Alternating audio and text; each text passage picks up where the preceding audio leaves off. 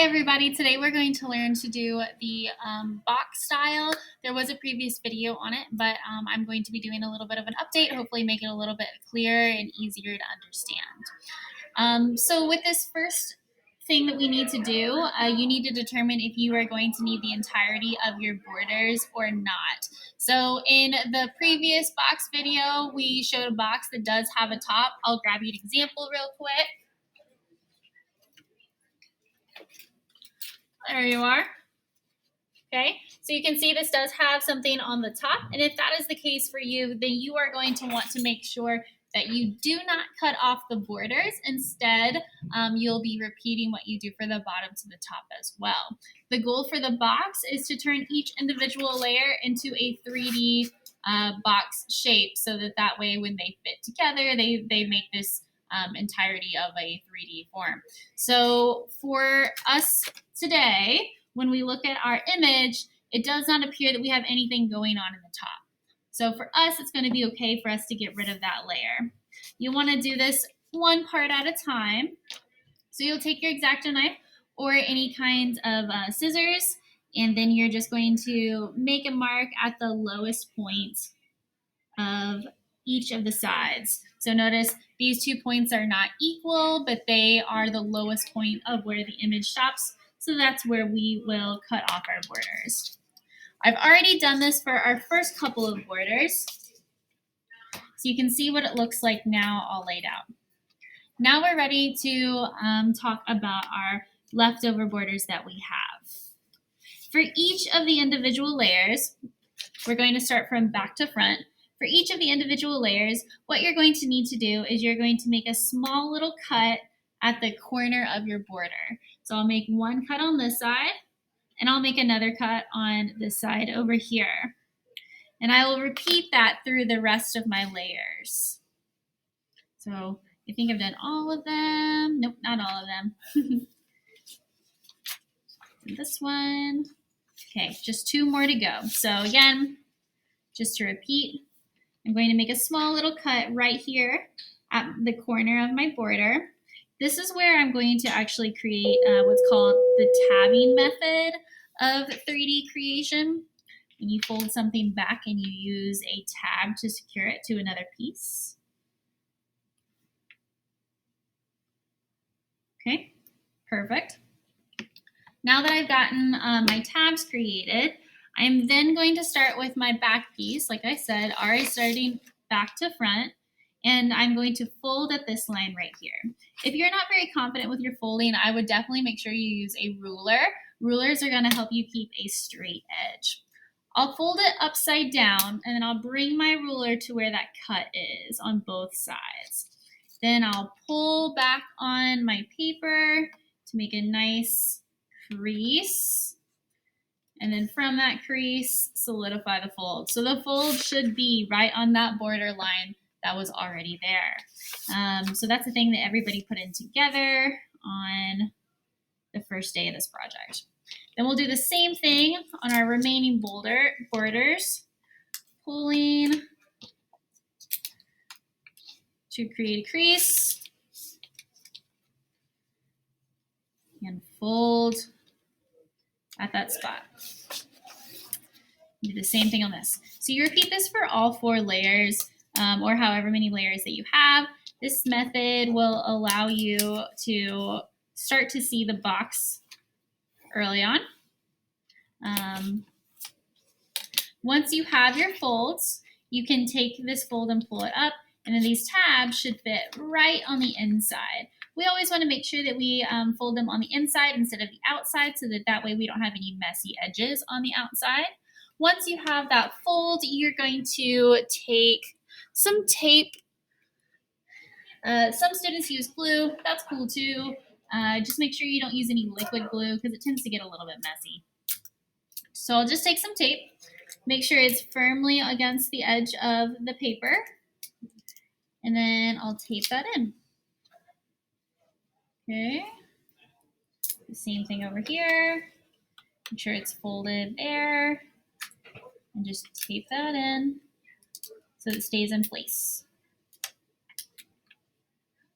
Okay. So here's what we have so far. We have like a little box shape, okay? And then when it's facing us, we don't actually see what's behind it, but it is going to be able to then stand on its own when it's against all those other things. We'll repeat this for the next one. So I'm going to kind of just do this rapid style so you can see as we go.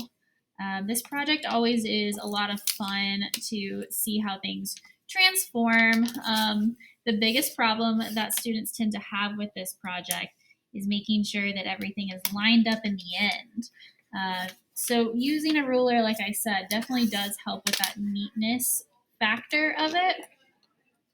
The neatness of the way everything's arranged, you know, is make or break. You can have beautiful cuts, but if it's not arranged nicely, it's not going to be displayed very nicely. The liquid glue also tends to cause students problems because it will get all over the place, and then it shows through onto your paper. You'll also notice I'm using blue paper currently. The paper that is used for the project is white.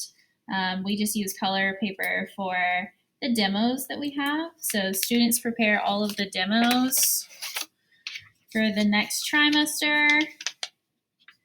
And then we use them as kind of like a walkthrough, like a dry run of how it's going to go. So you can see that fold went a lot less good. You can also see where it made a small tear there. So this is an example of what you're not supposed to do and what can happen when you do go through it too quickly. So I wanted to show you guys that.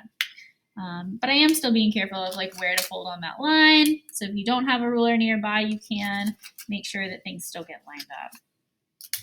Okay, we only got one more layer after this. This is our smallest layer.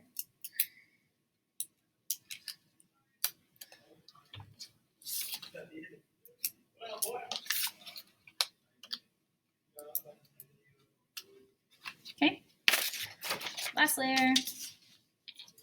Making sure, again, it's folded upside down. There's the line, nice and straight, beautiful. Same thing here.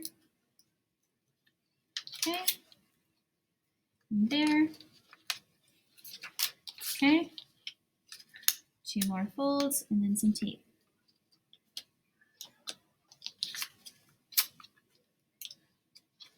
Noise.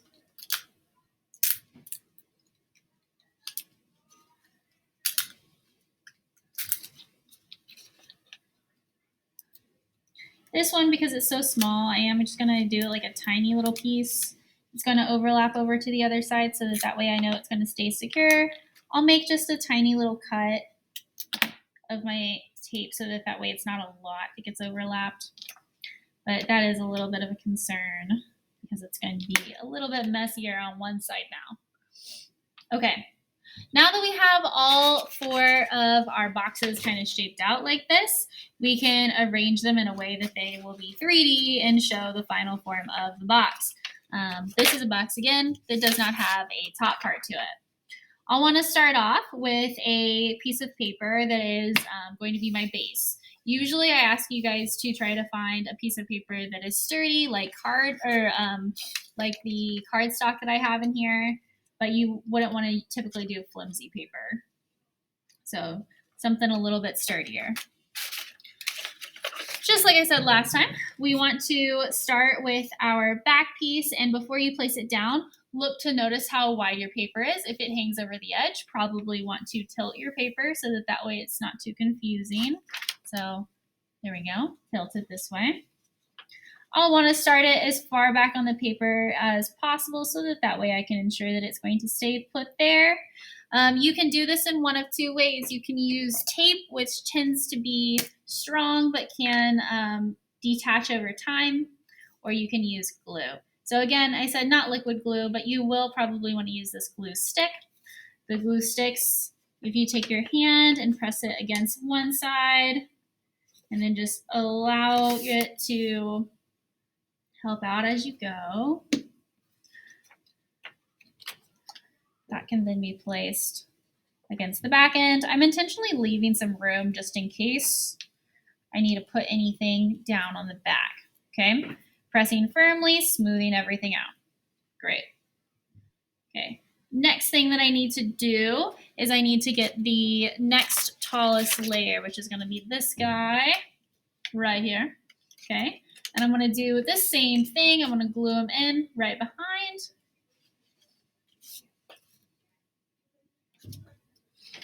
So I don't know if I did the best job of showing the glue last time, so I'm going to try that again. So my glue, I'm going to take one hand on one side.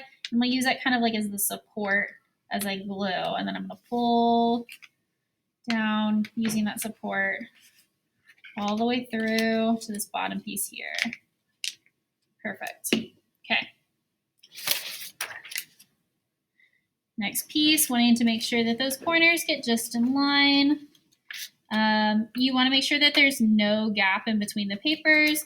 They do best when they can support each other. Smoothing it out with my fingers in between. Make sure that these stay nice and crisp. These folds that I made, making sure that they stay nice and crisp. Okay, so we can already see it's starting to take shape. I'm gonna keep going. This is the next tallest. And say, can you use a light?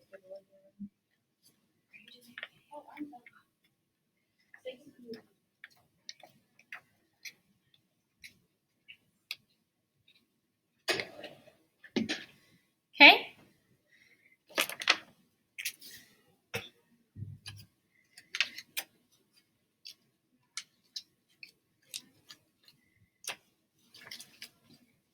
That one gets glued in. Last one on here.